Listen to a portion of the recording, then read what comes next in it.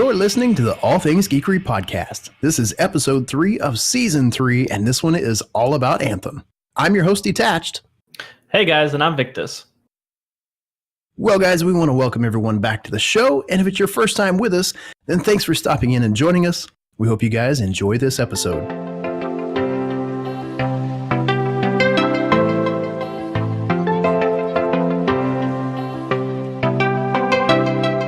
In today's episode, we're going to talk about the recent demo which we got to play of Anthem, what problems we encountered, our first impressions, what we thought about the gameplay, and we are going to discuss what we think the future of the game will be. So to start off, Detached, I want to know what you thought of Anthem. First impressions. So right off the bat, just a quick snapshot of my impression. Well, let's see. Anthem in a whole, to me, felt like Mass Effect made a child with Division. They were raised by Iron Man, and they were all on the world of Monster Hunter. That's pretty much how the game felt to me. And people right now listening are probably going, what in the world? I can't even imagine a game like that. But, I mean, some of those aspects are very accurate. I mean, for one, you're in a mech suit. Javelins, right? You have it's Iron Man. It's Iron Man, sure. And you have loot style like Division, okay, where you have the different tiers. You have random rolls, which we'll talk about later. And you have, well, the Mass Effect kind of feel, which that relates to BioWare.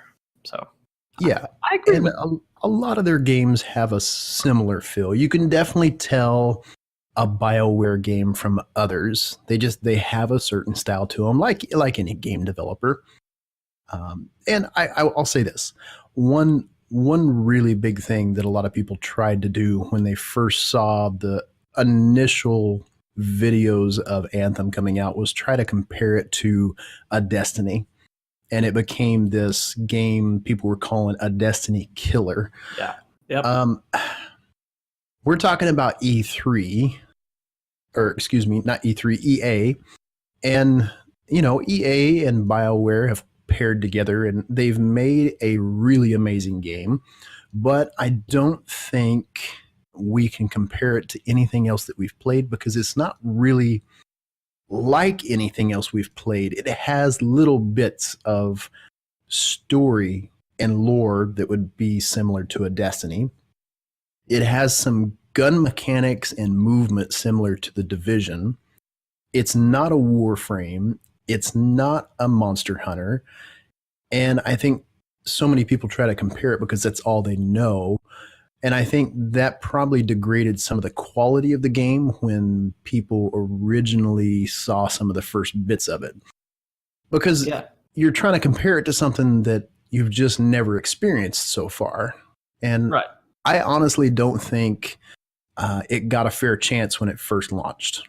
I really don't. Yeah, well, I mean, we'll talk about the technical issues, what we experienced in the demos we were able to play. But agree, it is a different game than what we have encountered before. It is. People call it the Destiny killer because it was hyped up. People like, oh man, this could be, multiplayer. We can kind of go together. This is going to pull people away from Destiny. If it's going to, if it does, it's not going to be specifically because it's like Destiny, but it's because it's going to be a fun game to play. People don't sit there and compare, Destiny to Division. Right. Really Agreed. Two separate games, but you're either playing Destiny or you're playing Division, and one of those is going to take up your time. If you're going to stay with Destiny, great. I'll be playing Anthem for a long time, pending as long as the quality stays up to it.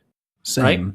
So, we can't compare those. And you see a lot of, people are getting over the fact there's a lot of people trying to calm everybody down, showing what we saw in the demo. So, we'll find out. I mean, we got a taste of it in the demo, but we'll really find out if the quality of game holds up. And it'll pull people off just because it's a good game. Yeah, it is. So far, it is a good game. I think I think one of the big concerns right off the bat is the publisher of the game. Yep, it The is. publisher has not set well with the community for quite some time. This has not been anything recent. This has been a pretty consistent failover for quite a few years now. Well, I mean, there's a reason why they end up being the most hated developer. They get actually that award almost every year.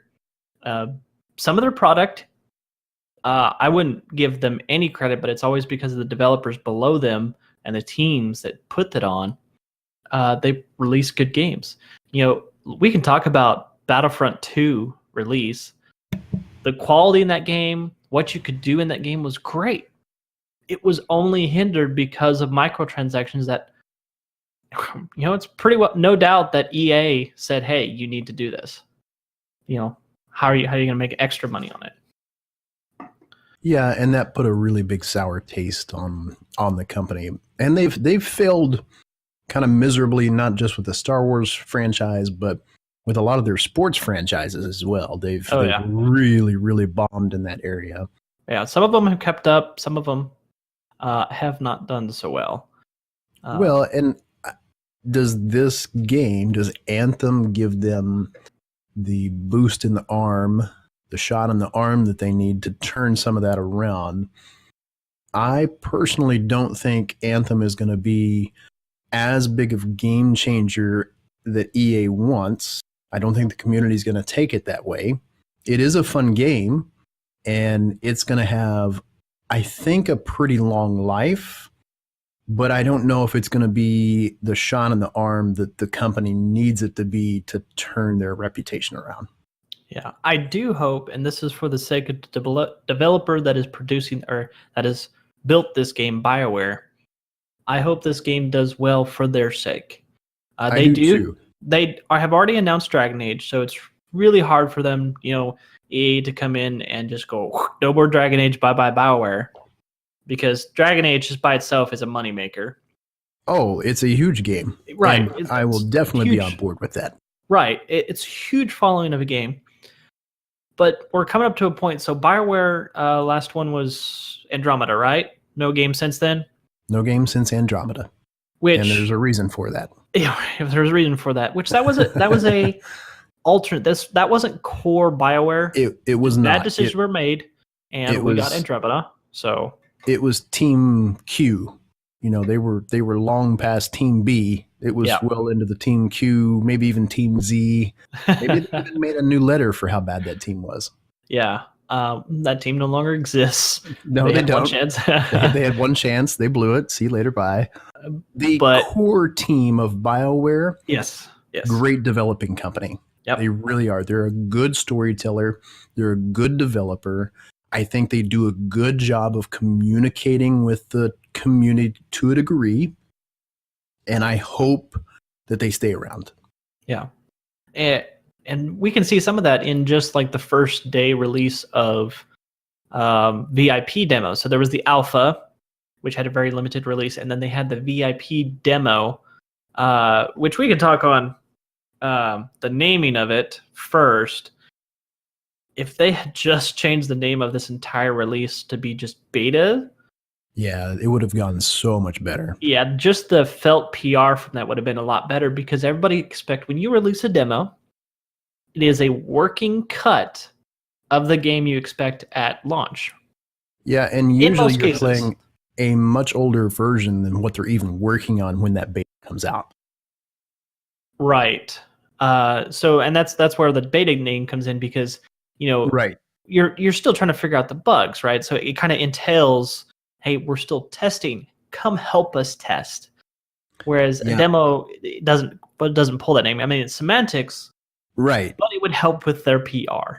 Well, and it said VIP weekend demo, and that made it even worse, because VIP means a certain thing. I mean, there's a level of expectancy that comes with that VIP in this world.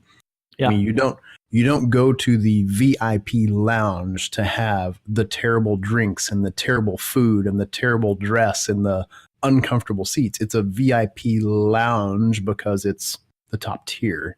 You don't Yeah. have a VIP weekend pass to a gaming event because all you got to do is come through the front door. That VIP pass gets you all the backstage stuff and you get to see and meet people. So when you drop a VIP weekend demo, you think you're getting something that is better than a broken beta. Not that it was completely broken, but well, first day was pretty unplayable. I mean, for most everyone out there. I saw a tweet from a bunch of people. They said, hey, funny because Anthem actually does have a raid and the raid boss is the servers. Right. Raid boss loading screen, right? Raid boss loading screen. Oh, and we all failed because the raid boss is too hard to beat. Yep. And that goes, right to your point, the VIP demo was the first big test, right? And so they figured out a lot of their server problems. Regardless of the problems being there, I do have to give one up to the community managers. They were on Twitter. They were saying, hey, we are working through it. Here's some of the problems we were working through. These are fixed now. You can, go in. So they're constantly keeping everybody up to date about it. Yeah. And even going through and answering some questions for those that actually provided a non-hysterical comment to them over Twitter. We know how Twitter can be. Twitter can be a little toxic. Yeah, they came through there. Even it was through EA on that point. So who knows how much of it was BioWare? Who knows how much of it was EA? But they did well there. Besides the technical problems, which proceeded into the open demo. Excuse me, that they open beta demo. Yeah, open beta demo, exactly. Which there were a lot of things that seemed to get turned around. The lag issues, the disconnections. I mean, me and you, we spent a good hour and a half our first night hopping in when the VIP demo first opened. We weren't even able to get in. Yeah. And once we finally did, we got booted quite often. Yeah, there was a lot of booting, and even when we went to the open demo, there was some. We were just unlucky in that we kept getting to a certain spot and get kicked out. I looked across the board; it wasn't as common for most everybody else. Everybody had a flawless experience, and even I did when I hopped in the rest of the weekend. Yeah, same. It was great. So there was some pairing and connection problems, but for the most part, I think they did a good job with, like you said, communicating and correcting some of those problems. Yeah. So, the gameplay adjusted for once we actually were experiencing gameplay, it helped those hopes, but then the server problems did not, in so much that they say that the demo / beta that we played was like a 6-week-old build, and then a lot of the bugs that we were affecting like in game, they said they're fixed. And they outright confirmed a whole lot of bugs that were people reporting. They're like, yep, fixed, yep, fixed, yep, fixed. So that has my hopes up that when we get Anthem, for those that are playing on the 15th, or for those of us that hop in on the 22nd, we're going to get a mostly polished game. I want to say polished game with minor bugs in there, not game breaking. Yeah, I don't think we're looking at a completely broken game, but there will definitely be things that still have to be ironed out. Yeah, the really nice part that I think we're getting is round and round. It's just a fun game, and that's going to be what draws most people to it. And we've got a lot of the big gaming community out there that is saying the same thing.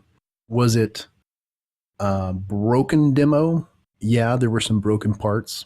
Was it a fun game? Heck yeah, it was a fun game. Yeah. And a lot of them are saying it probably won't be my absolute staple that I play over and over, but it's going to be what I go to have fun with and just enjoy.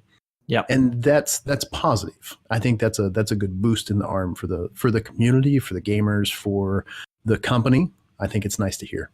Yeah. And I hope that there's a community that forms out of this that mirrors communities like we see in Diablo, right? Because there's people that just, that they Diablo all the time. Seasons come out, they hop back into it. And maybe this might have something like that, as as they release new content, which they said going forward, all I don't know if they outright confirm major releases up to expansions are going to be free to everybody that owns Anthem. Yeah. So I don't know if that includes expansions. I wouldn't say that does, but at least they're releasing new content for people to go for people to experience and play that people don't have to pay for. There's no pass yet announced for the game. So you just gotta buy Anthem. Go play it. Go have fun. That doesn't mean that we couldn't see a pass come later down the road, but I don't foresee them doing that. I mean, it is EA. We'll see on that point. It is EA. You never know. I mean, we see that with their Battlefields, where once they get a couple expansions in, or actually Battlefields now are right off the bat saying, here's your annual pass, and here's all the expansions you could just reserve for you. So once they release, you download them. But we haven't seen that yet with Anthem. We haven't seen that yet from BioWare, right? BioWare has always been here's an expansion, here you can pay this much for it, done. That's how they've done all their Mass Effects. So, but we'll see how they do going forward. What helped this demo was like the uniqueness of the combat. I would say got me over all the problems. Once I got used to it, I was like, man, I like this. Yeah, it was a really nice change. Again, it's like a hybrid of other games that we've played before, but it had something that was very unique about it that just kind of sucked you into the game. Yep. To me, it was a really good mix of something new. It was a challenge. There was strategy involved, and you really had to work on teamwork. And I like that really drew me in. It wasn't just a overpowered suit. You come in and blow the heck out of everything. This actually required some skill, and I liked it. Yeah, some people, because we're in a mech suit, a javelin, people were trying to compare it to the combat of Warframe, which Warframe is really fast. And if you got top tier gear, you're just butchering everything. Everything. Yeah. And even though you're in these suits, in Anthem, it's a challenge. Like even starting out, if you're just starting out on easy or normal, and you don't really know the flow of the combat, how to move your javelin to what is specific to his skill set, you're going to struggle. And that's fun. Being able to have to figure out each fight, know your javelin that you got into, whether it's the Colossus, the Interceptor, the Storm, or the Ranger. Figure those out, and that way you can survive through your mini mission you're playing or a stronghold. Yeah. Well, and each one of those javelin classes that you just mentioned has got a very unique combat style, and you really do have to use a big mix to take down some of the world bosses and just play the game. You can go in with all of the same thing, but it's nice to have that mix because each one of them has a unique strength and some very unique weaknesses as well.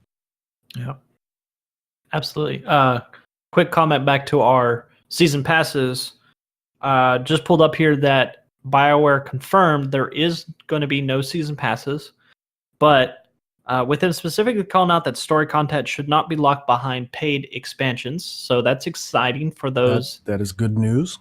It's interesting. It's interesting they say that though with your experiences in Mass Effect, which nobody ever had a problem with buying expansions that way. They were addition to story. A couple of them critique. They're like, oh, it's not worth it. Or some were like, oh my goodness, this is great. I expect them to do the same with this. So, but side note of that, going back to combat now. Absolutely on the combat, knowing the flow of it. Yeah. And team orientation is another thing. So you always have to go out and, well, you don't have to. You could solo queue up per se. But that was very challenging. It was, especially if you're I mean, if you're starting out easy, easy and normal, and you got a good strong build on your javelin, you can kind of carry yourself through. You But can. when it gets up to the hard and grandmaster, I cannot see solo queue working out for a No, successful run. you definitely need your teammates. You need to be able to talk with them and coordinate. What's going on. I think the solo queue play for this game would be if you get some of the solo players out there. I think they're going to go tackle it and they're going to try to challenge, not talking or coordinating. I think you're probably going to see some of that just to make the fun videos and see if they can do it. But for the most part, if you want to get in and learn, I think you're going to have teams that talk with one another. It's kind of hard to learn the mechanics of the game if you can't figure out what your other teammates are doing. It was for me anyways.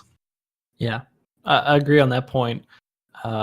I do wonder how players experience the whole chat system or voice system on consoles. I know me and you played PC, and with that, the voice was actually disabled by default. So when you hop in, nobody's talking, and you got to turn it on. And everybody's not going to turn it on. They're going to use Discord to link up with their friends. So I think we had some audio problems one night, and we actually went to Discord, which I think was part of the beta issues. But still,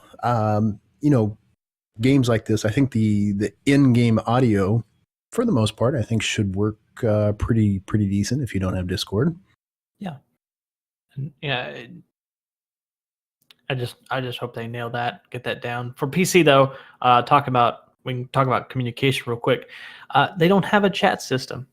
No, and that was kind of disappointing. Yeah, zero chat system on PC, which brings up another note. I don't know, let's go out of order, but it really felt like this game was built on console and then ported over to PC.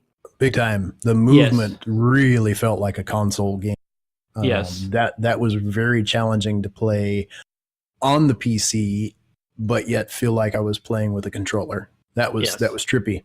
Yep. A lot of the ways, like the settings in the game and how the user interacted with them really felt console.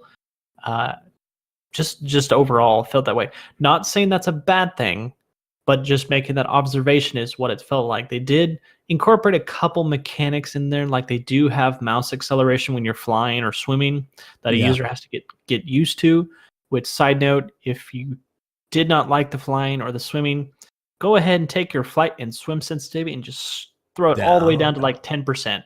Down to as low as you possibly can. And yeah, I don't remember where I think the default was set at 50%. Yep. And man, I was struggling big time when I first hopped in. I mean, you both. I mean, one little move of the mouse and you were in a wall, or if you were underwater, it was impossible to go anywhere in the water. It was so hard. And it was impossible. It was impossible. That's beyond impossible. Yeah, that is actually spelt with two M's at the beginning. It is a double carryover. Yes. So for those out there listening, you can make those changes. If you're playing on PC, that is, you can make those changes, and it just feels a whole lot better. Felt so much more natural to me, even with the mouse acceleration on, which is how they tried to fix the instant jerkiness of the mouse. On console, you don't have that. It just flows with how you point it wherever you're at, and it went with it. So. So again, jumping ahead, but the movement, I even made a comment about this one night. I said, this is giving me Mario syndrome really bad while I was flying. And I caught myself a lot trying to, turn my head and turn my body the direction that I was flying. Yeah. And man, it really reminded me of syndrome, especially like back in the day of playing Mario Kart on the old Nintendo 64. Oh yeah. You used to, turn your body and yank your hands, and I'm like, what are you doing? That does not help. But it's called Mario syndrome for a reason. Yeah. I mean the flight and the definitely the sea movement, it's not super fast where you feel unnatural like Warframe. It's I would call it organic, people were looking down on it because of that. It didn't feel like Warframe and how smooth Warframe was in the flight. They've done it differently. Warframe's really fast, and so their flight is very fast and very instant back and forth. And wherever you're going, you can just get there. Whereas if you just look at the flight movement of Anthem, it feels like a javelin would actually fly. Yeah. Whether you like that or not, that's a personal feeling to you, and you can adjust your controls to kind of match however you want them to fly.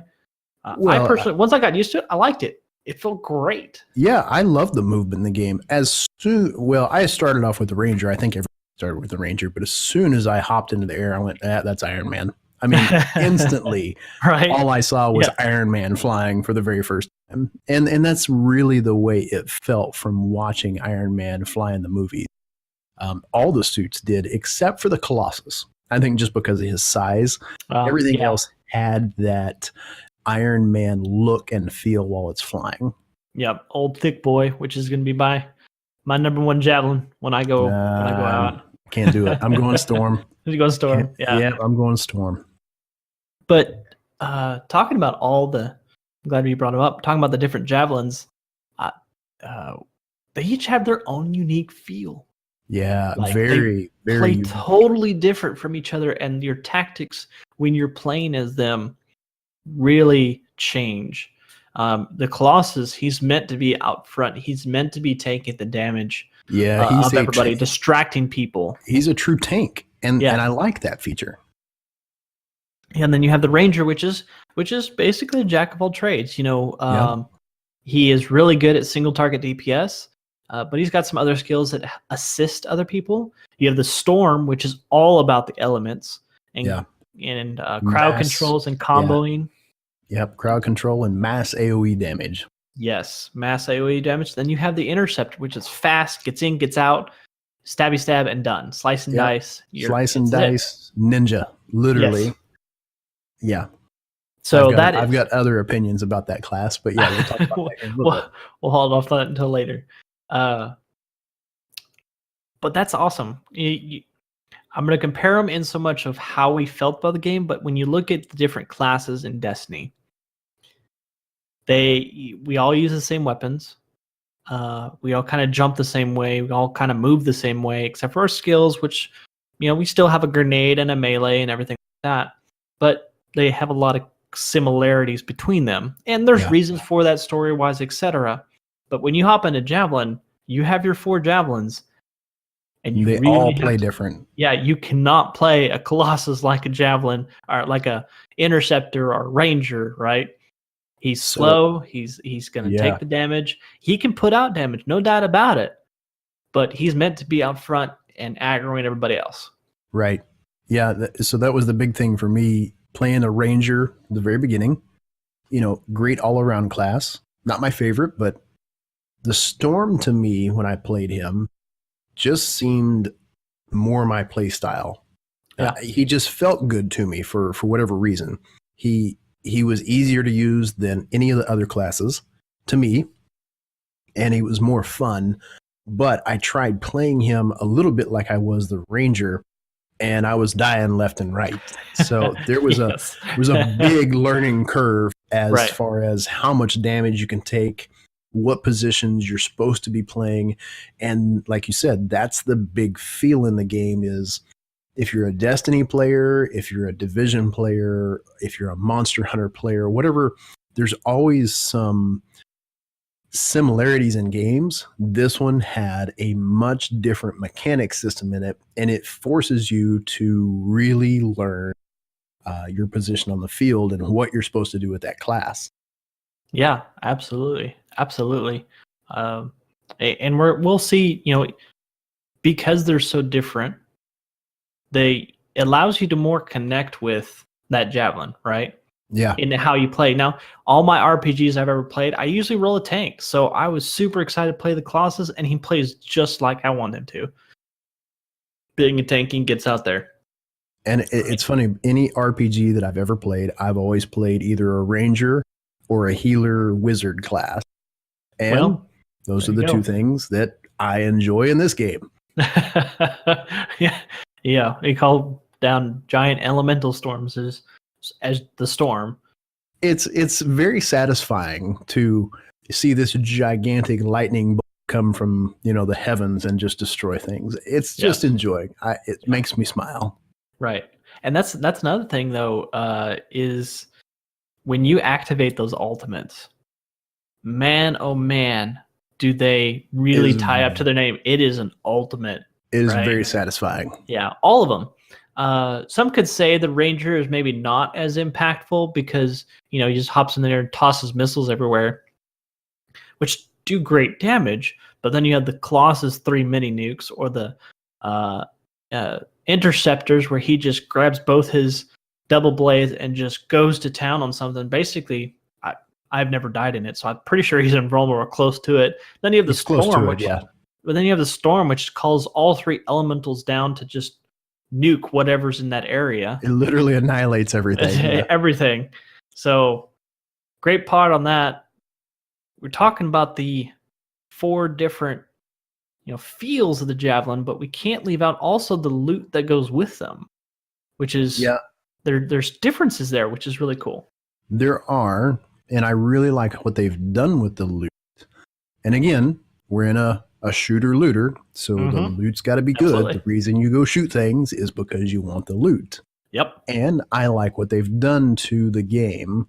You do get loot, specific key, time frames throughout the game. If you're in a stronghold and you're fighting off one of the main bosses, there's a loot chest at the end of it. Great. You actually have to go open this thing. Yeah, right. I love that feature. It's rewarding. And there's loot that drops from, your rando enemies all throughout the game. And there can be that chance that you get some good gear from that. And it's nice. It's a good mix of gear. Yeah, absolutely. And what I like about one piece that they did well is that, you start off in the demo playing as a Ranger, but as you played through that, you hadn't unlocked any other javelins yet. You were getting loot for your other characters. Not as high a percentage, but when I switched over and started playing Colossus, I already had a couple items I could equip for him.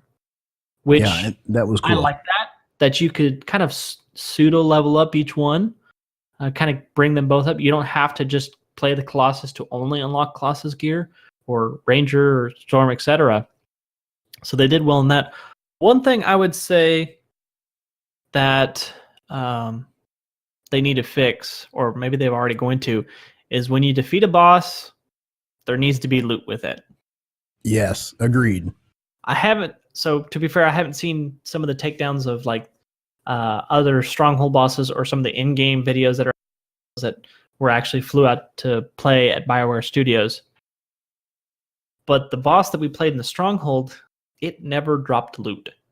No, it was just the boss, and that takes away from playing the boss. When you kill the boss, you're like, oh, what did I get? What did I get? And either it's spewing out of the boss after you kill him, or there's a chest that all of a sudden appears, or whatever it may be. I hope they change that. Whether it's taking a little bit from the other chests that you played throughout the stronghold and putting them in the boss, or whatever it may be. Yeah, there needs to be. I hope that's a change. Yeah, there needs to be a reward other than just at the very end. I mean, you're getting XP, and you get to see some of the things that roll across the screen that you get. But I think there definitely needs to be something. You've done all of this work you've made, and the strongholds do take some time. It's not a couple of minute exercise here. I don't think there's going to be any of these fast playthrough videos that come down to a speed run. It's just not possible with some of that stronghold work that we did. It takes a little bit of time to get to the end boss, and they're pretty dadgum tanky. So it's truly going to take a team effort, and I think there needs to be a reward at the end of that. If you're going to spend that much time doing it, whether you get stuff at the end or not, that should just be an extra bonus for the XP and the teamwork that you put together. If there's guilds, if there's clans, whatever they call at the end of this, I know there's stuff coming. There should be a bonus for that, but I think it has to be an in-game reward. It's called a shooter-looter for a reason. Yes.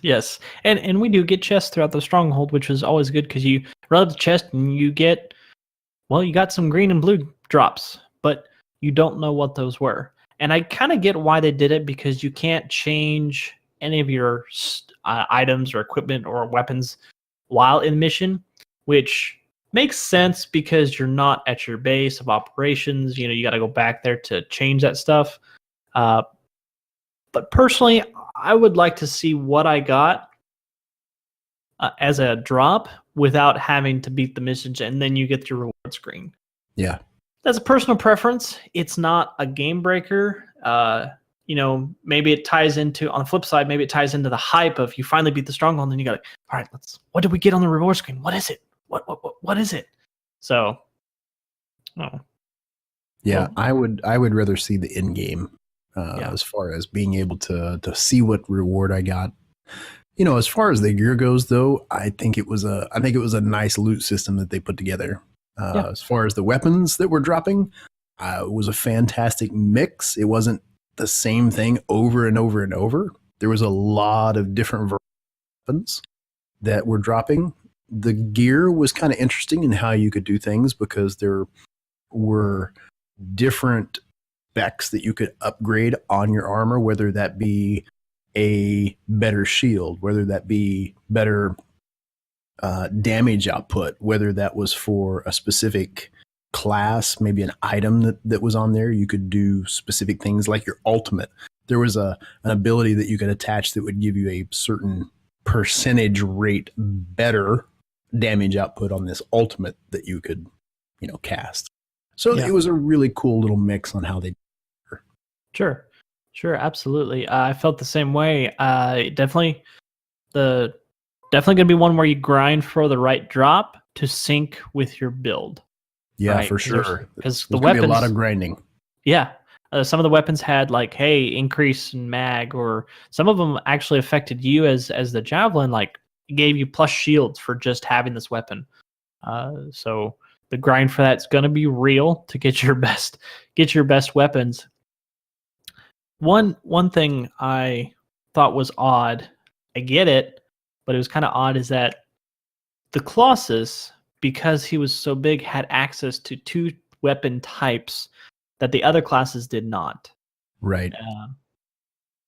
I think gave potential that you could have these special weapons, but then why do my other javelins not have that? That's exactly what I was getting ready to say, is if you're going to do it for one, they all should have a specific weapon type they could have access to.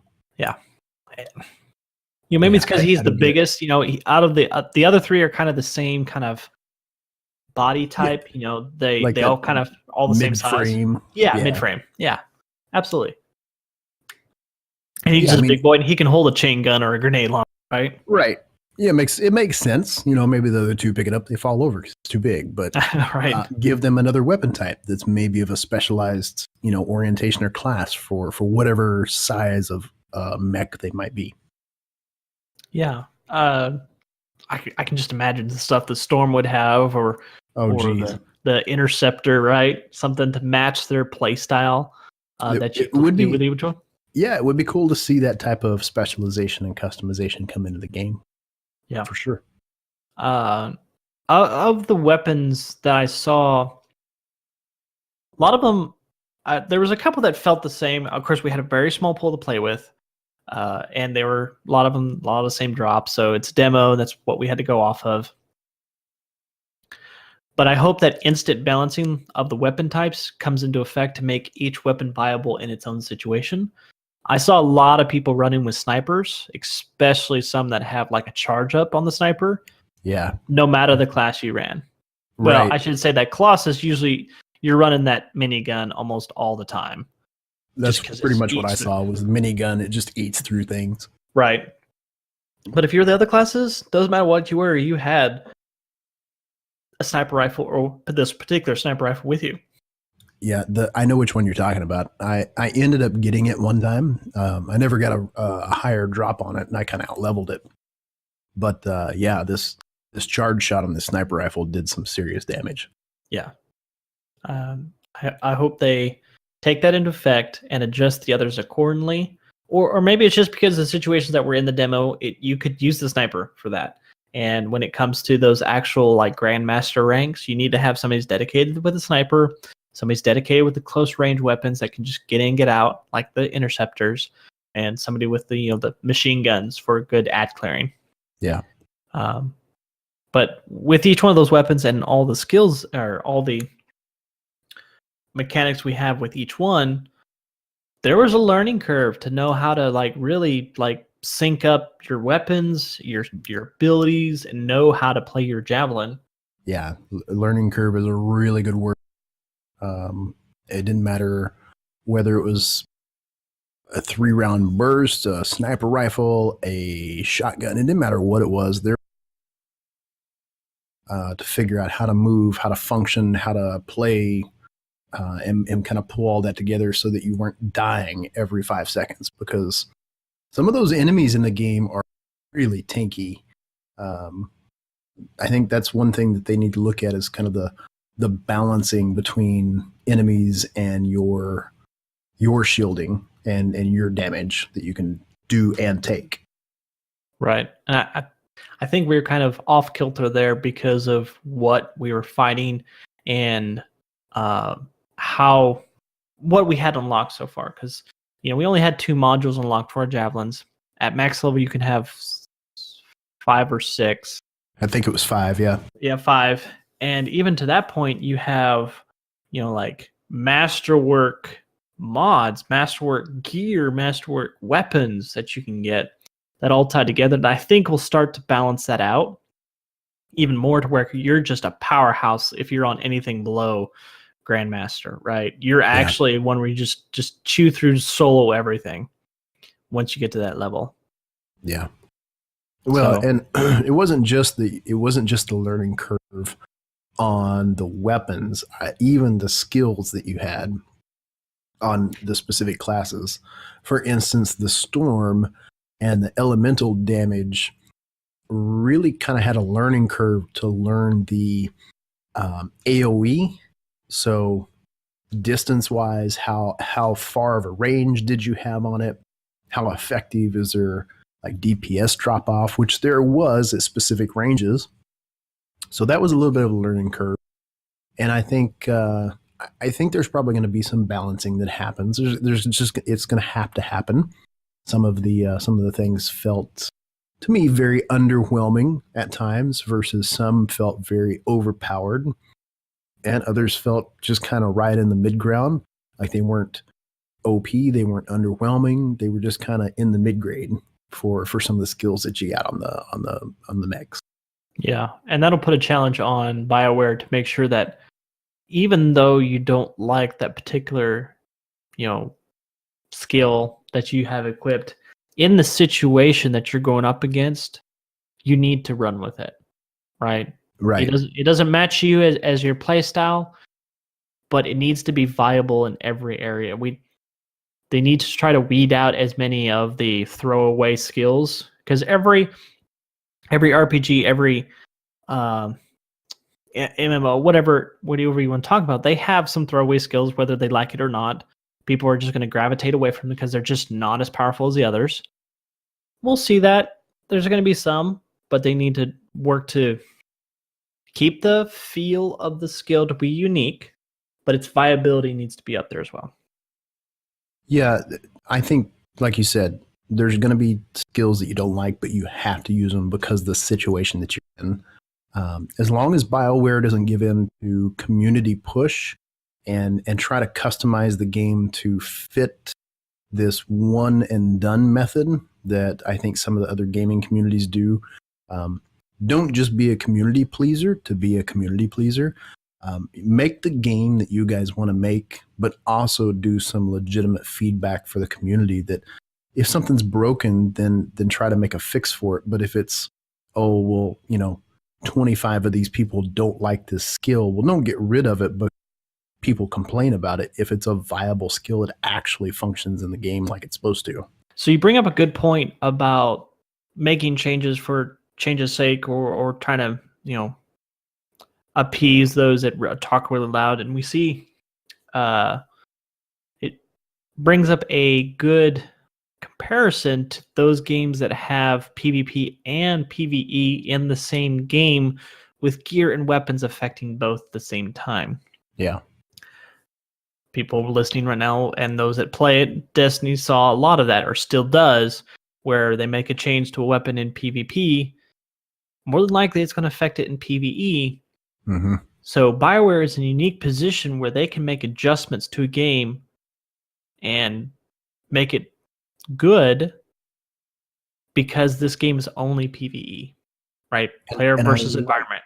I like that it is only PvE. They do not have plans of putting PvP in this game. I like that fact. Not every game has to have a PvP. Yeah, not every game. It would be interesting to see if theoretically how, in the ways that PvP could be implemented in this game. With that said, this game should not have it in the environment that we are playing to, and the support and how we really want to feel in a Javelin, which is, just BA.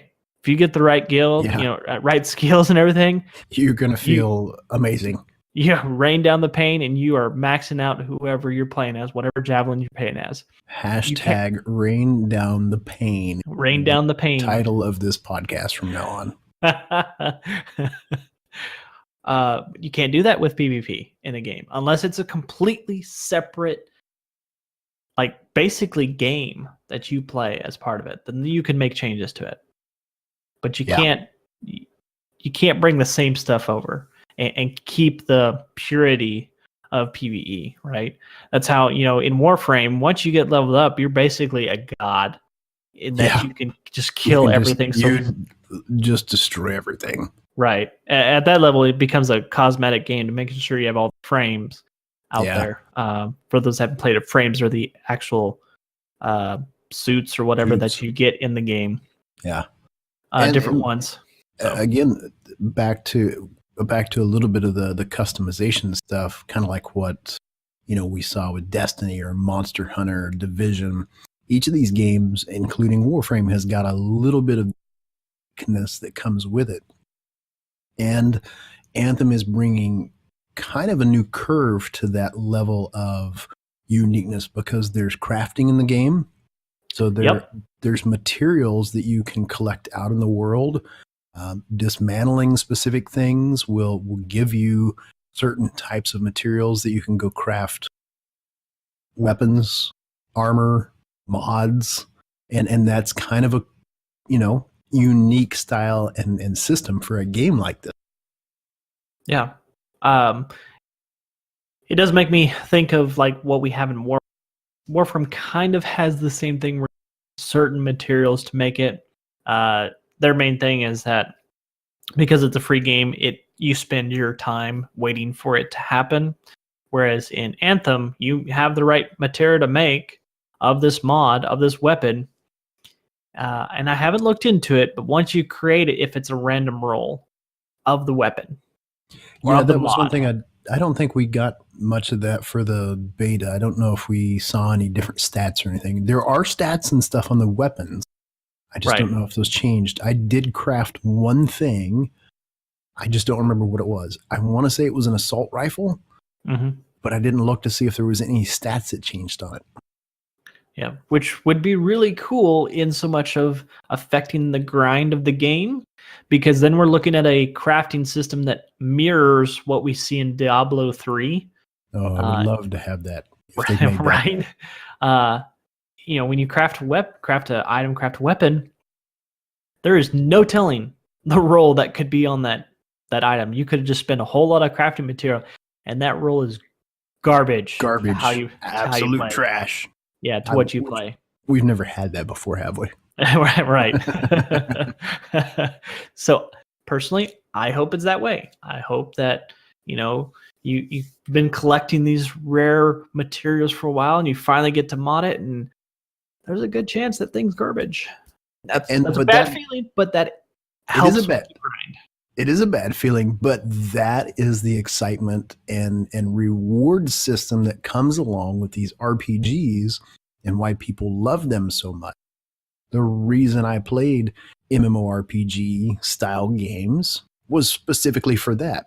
It brought a whole brand new level of crafting and uniqueness and weapons, armor, guilds, communication. I mean, there was so many facets to those style of games, and to have a game like Anthem, we're talking AAA style on a PC shooter looter that could potentially now have a crafting system that would give you, say, armor pieces that would be a set, and those bonuses that you could tie up on that set could just make you absolutely nuts in your power level that,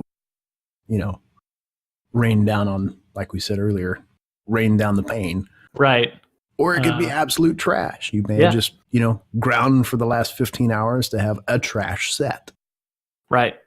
Absolutely. Talking about the armor, this game does not have, it has equipment that you can have on that changes like your different abilities that you have, but the actual armor in the game for your javelin can be changed, but does not affect the gameplay.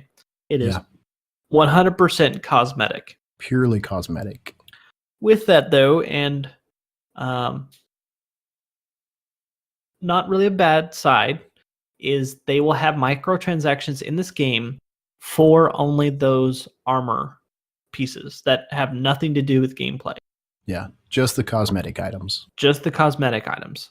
Which is good. Right. There's it's nothing good. There's nothing you can go buy that's going to give you an upper hand. Yeah, so far the marketplace is not a pay to win. There's nothing that'll affect your gameplay, make you above everybody else. Right. And on the flip side of that is that you can then go buy these armor pieces in the marketplace with in-game currency that you can find just playing the game.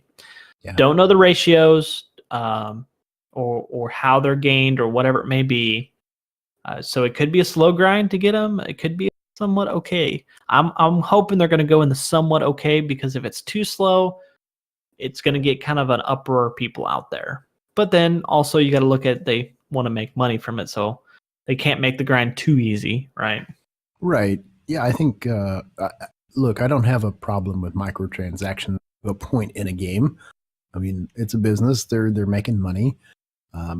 It's when they have, like you said, the pay-to-win system that it just kind of defeats the purpose of having a game like this. If it's for cosmetics only, I'm all right with that. If you want to go spend some of your own money and have, or in-game money, whatever, have that, have at it. That does nothing to affect my game if it's cosmetic. Yeah, I'm perfectly okay with cosmetic microtransactions as long as they stay there and stay that way. Same. With EA, we'll see. BioWare is really faithful to what they do in bringing in microtransactions with that. Last time we saw microtransactions from them was with the multiplayers of the Mass Effect games.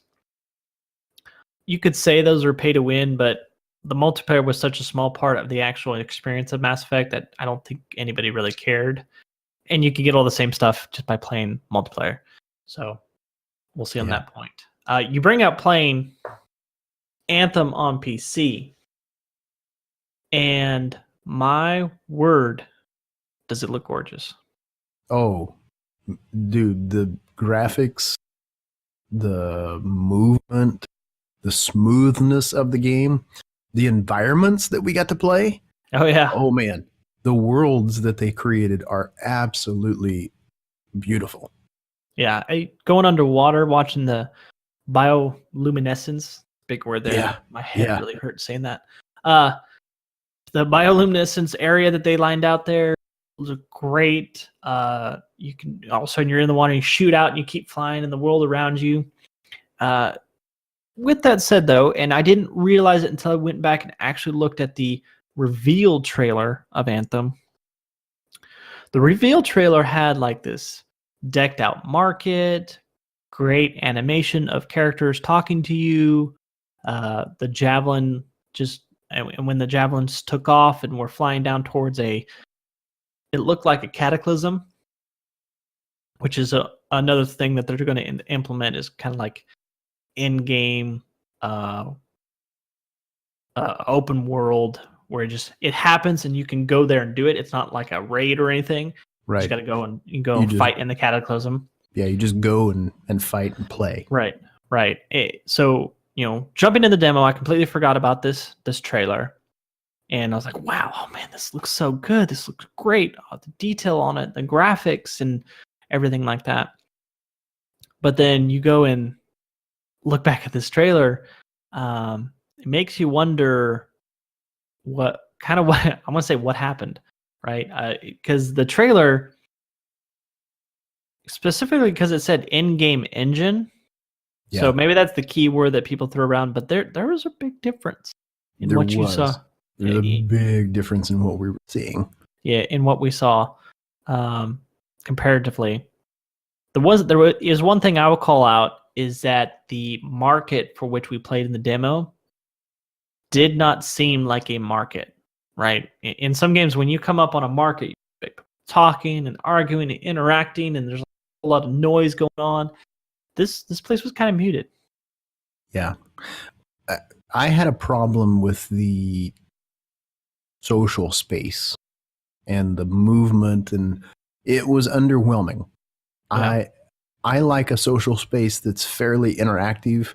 And again, we're talking a beta, but the biggest problem I had was the way the character felt and looked while they were moving around the social space. You don't have a very big area to travel around, but the social space and the quote unquote market that we got was not what we saw in that original trailer by any means. Yeah. It was, the trailer was much more lively. And, it might have been one of those, we always have cinematic trailers of whatever we play. But they were pretty closely advertising it as this was going to be gameplay. Yeah. Not saying what we played was not bad, but comparing the two, you saw the difference. It was a big difference. Yeah. But what we played was not bad. It was not at all. Yes.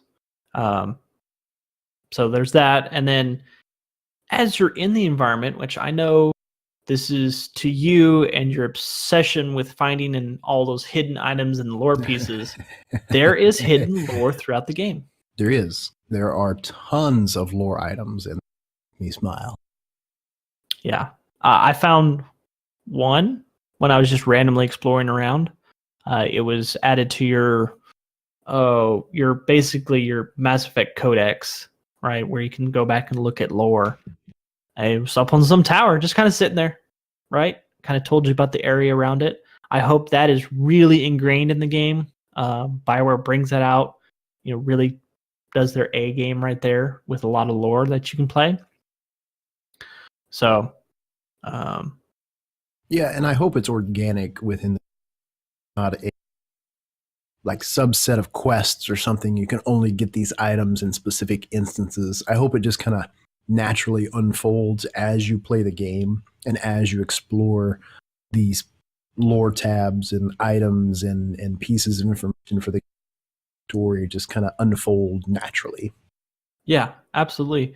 And in the environment itself, I hope that we really get to explore basically every piece of this world. I hope they have a snow level. I can't remember if there's a video of that or not.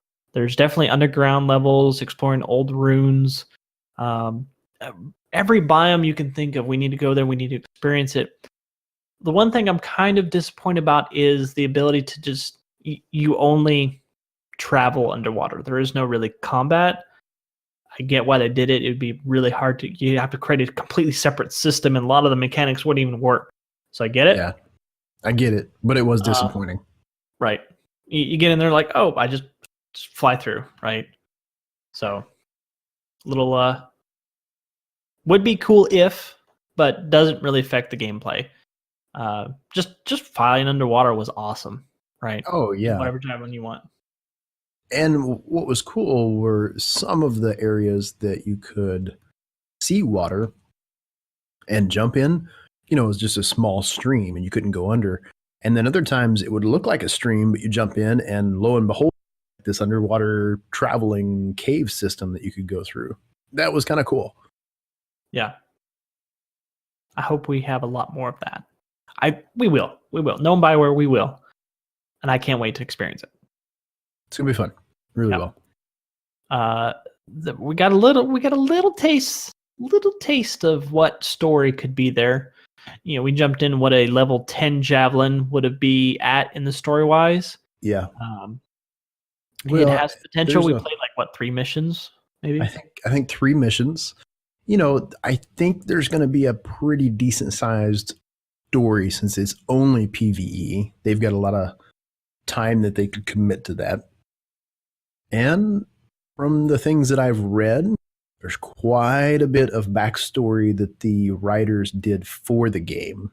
Why is humanity in the position that they're in? They created these javelins to have a fighting chance. And there's a really big story that goes into how this city was created, why they're in the position that they are.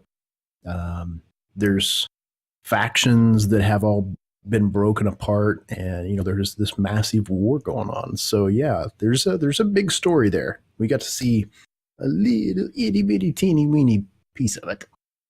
With that story, we had some dialogue options.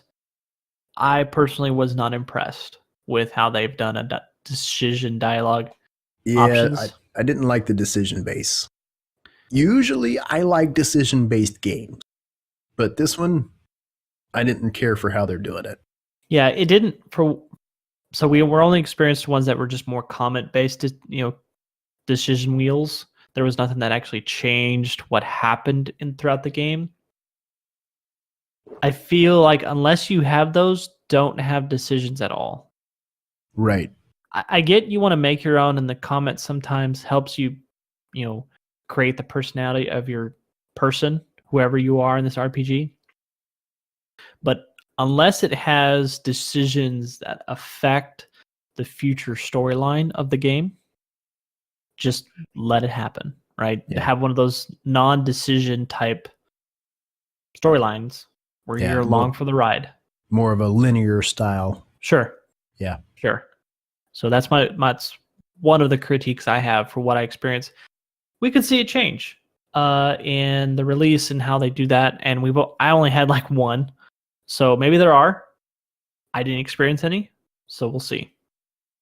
Yeah, I'm curious to see how they drop that on the final end game there. Yeah. So with all of the kind of feel, the environment we saw in there, let's go over how you felt about each class. Well, there's only each javelin. Excuse me, each javelin. There's only 3 classes. Let's just get that straight. Here we go. The best of the best, the Storm. All my Storm homies out there know what I'm talking about. That's all I got to say about that class. It's just the best. Just the best. You are a elemental wielding robot wizard, and you can cast down firebolts and burn enemies. You can, bring down the lightning of Thor. And there's another element in there, and I don't know what it's called. Frost. Or ice. I can't remember. Ice. Yeah, ice. That was it. You can, freeze the heck out of things. It was just a really fun class to play.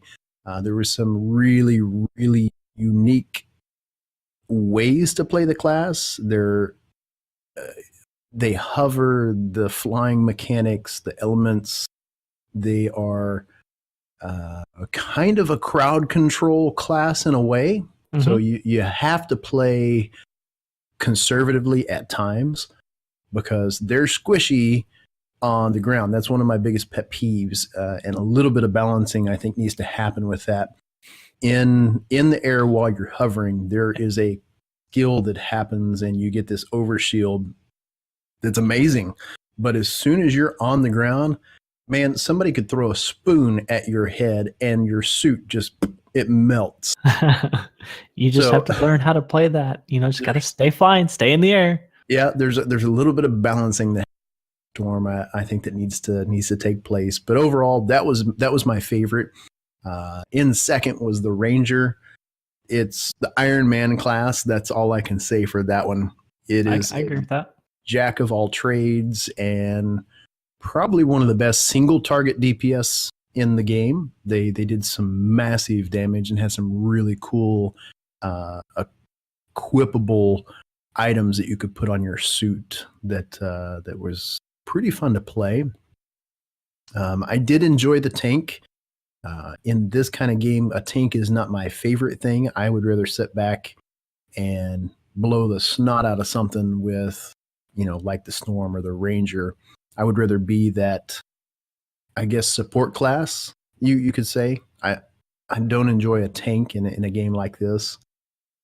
So the Colossus kind of comes in my third spot. It was very fun to play. The big boy was exactly that. He was a big, tanky dude that could take a lot of hits, put out a lot of damage, and I have to say the shield, like the physical shield that you could pull out, that skill was really cool.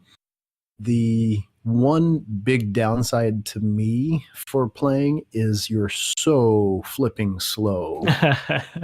I mean, it was like watching molasses be poured out the bottle and the lid hadn't even. So that was really the downturn for that class. And then last on my list is the Interceptor. And this class was so exciting for me to finally get my hands on him. It's a ninja.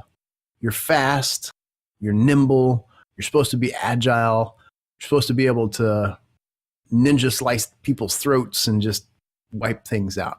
And yes, you can do that. But for whatever reason, has no skill is what he's saying right now.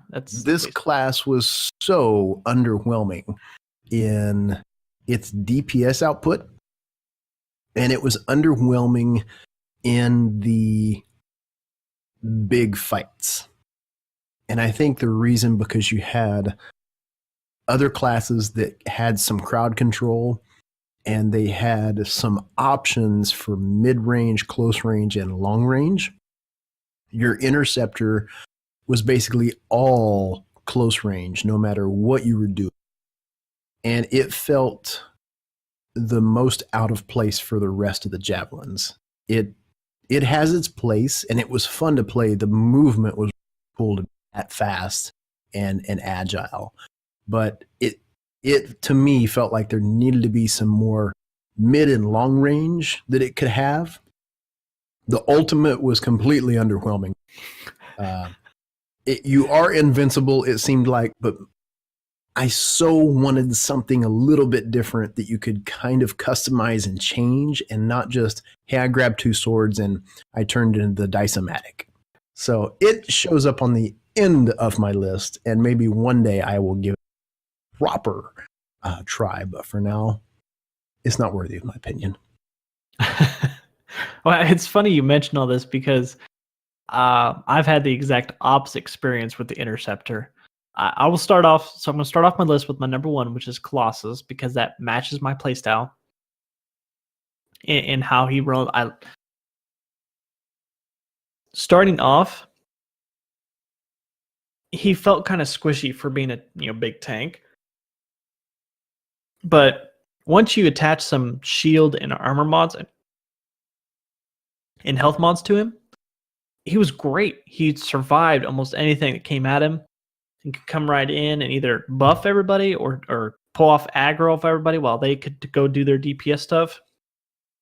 So I loved that. And if you really needed to, you could get in and get out kind of quick. Of course, you overheated with your boost pretty quickly if you did. But he's going to be my number 1.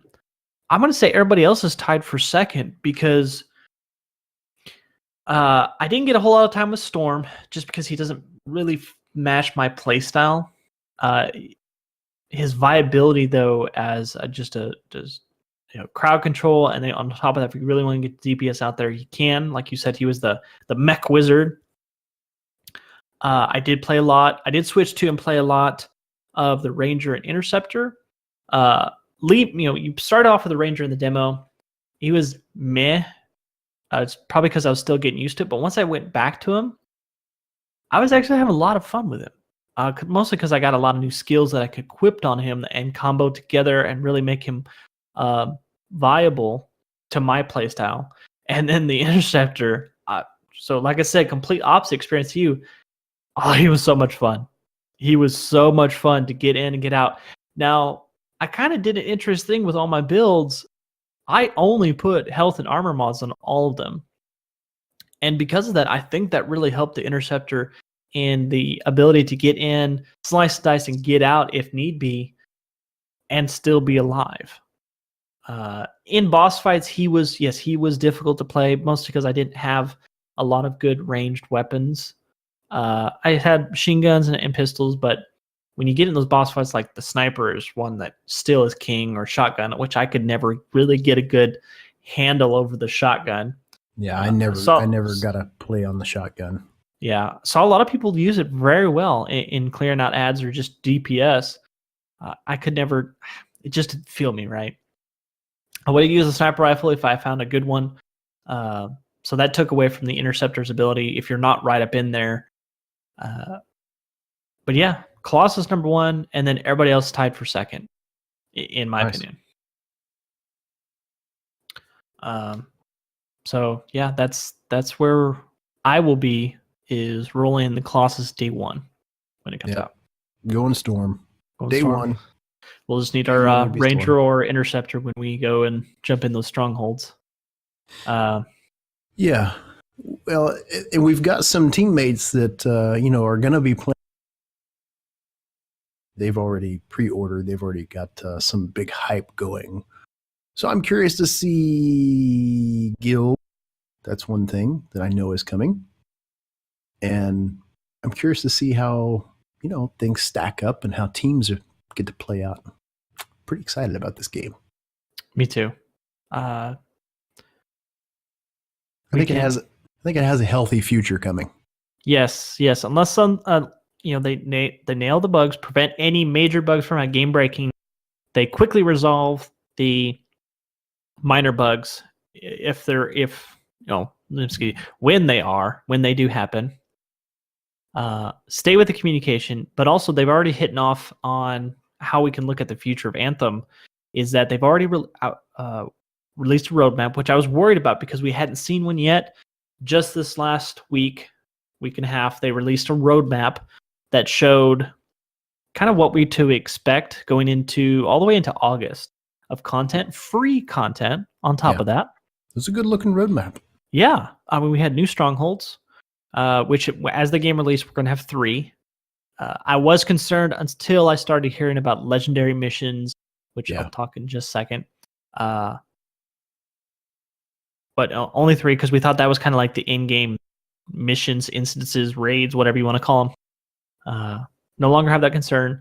Expand some of loot, some new loot, quality of life changes, so that's great. They're already calling out. They're going to have big releases of that. And guilds. I'm excited about guilds. I hope those are really something that can be customized to the group that syncs up. I hope that they're not just I have this guild name attached to myself. Yeah, a lot of the shooter looters that have tried that have that feel. You've got a name tied to whatever your is. There's no real perk to having a guild. For us, it's different because we've been part of MMOs, and that just, it has a community feel to it that just makes it very unique and different. So I hope that they can do something with these guilds that give it that MMO community feel and bring some legitimate actual bonuses to having a guild. Yeah. Yeah, there needs to be... Go ahead. I was just going to say, like a guild vault, hey, I've got these items and drop these in here. I would love to see a feature like that in a game. Yeah, absolutely. Something that sets it apart from those others where you're just getting a title or a little tag on your name that says, "Oh, I'm a part of a guild." Yeah, there needs to be some unique feature sets there. We'll see how they deploy out. One thing, again, we've talked about it at the beginning, throughout the middle. This is the core BioWare team we're talking about here. Yeah, it is the legit deal. Is legit deal. Last game they released was Inquisition for the core team. Yeah, the core team was Inquisition. Inquisition, which I thoroughly enjoyed. I thoroughly enjoyed that game. Yeah, it was different than the previous Dragon Ages. I went back to it twice. First time it was just different to me, and I was distracted at the time. But then I went back through and beat it, and I got through all the story, and I didn't want to put it down. Right, I was ready for the next one. Yeah. Same with their Mass Effects. This is the same team that put Mass Effect out there. Say what you want about the end of Mass Effect 3. The rest of the game was solid. Yeah, the rest of the game was solid. Great stories. Great stories. So there's that. I did talk about the legendary missions, because if you go out there, you can watch several of those that were invited out to BioWare Studios, and they played legendary missions, which are enhanced versions of these missions that you get from the characters that you talk to in the game. They have expanded loot, or better loot, I should say, to match their difficulty, and they kind of change up the mission a little bit in what you do. So it sounds like those will be the end game part of the end game challenge of Anthem that will keep people playing again and again for it. So I'm really looking forward to that. Those missions particularly, because those way they were talking about them, they are a skill and squad test. Yeah. In how you beat it, if you can beat it. And I love that, because it's going to be the people who hop in and want that challenge can have it, but the people who don't want that type of skill don't have to play it. I like that. Yeah, it's not for it's sure.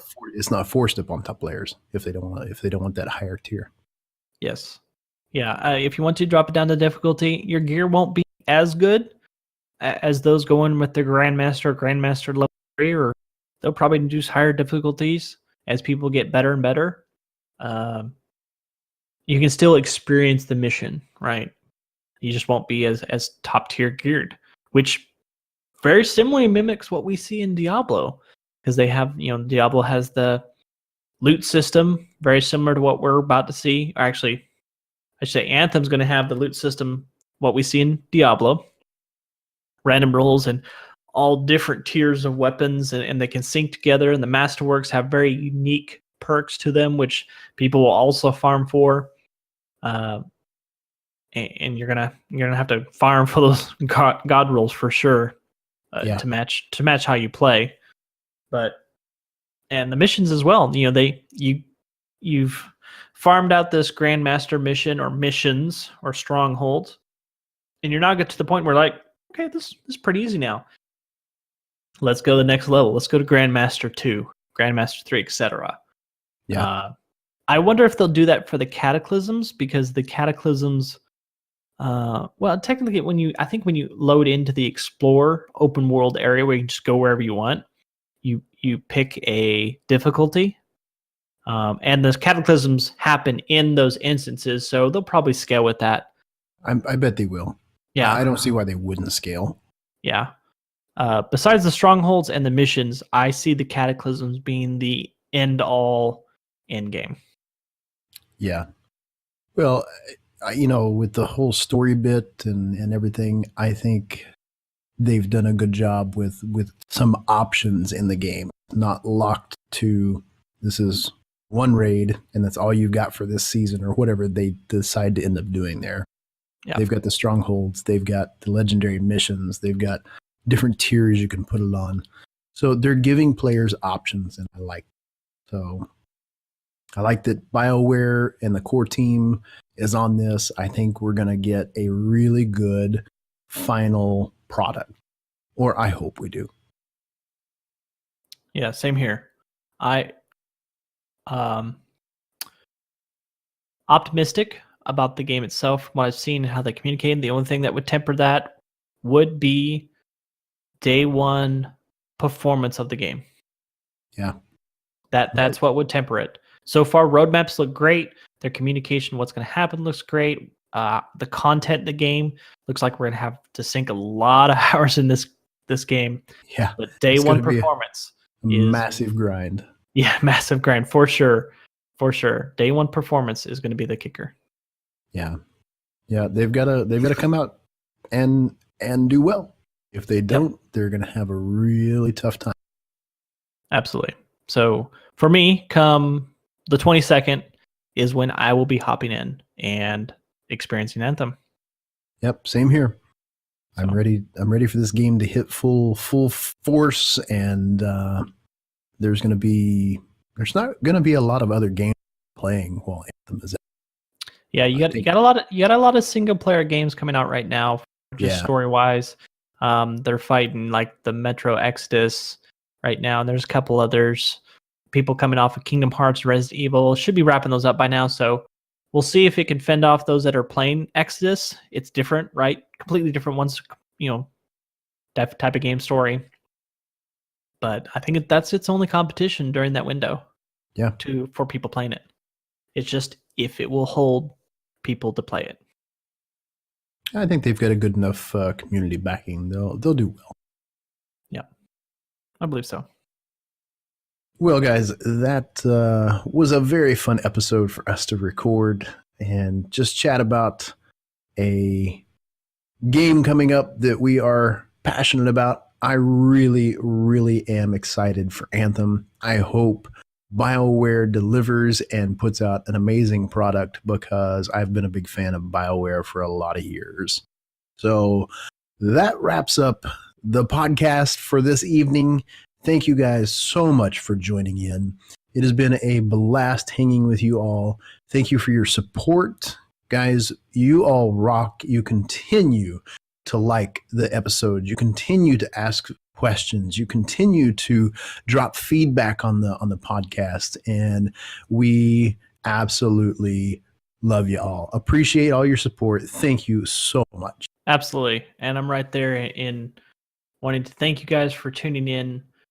We get on here and we talk about games because we like the games, but we also want to make sure that we're producing the great content for you, and we thank you for enjoying it and listening to it with us, and all the support that you give us in all the podcasts and reviews and letting us know how we're doing. So thank you for that.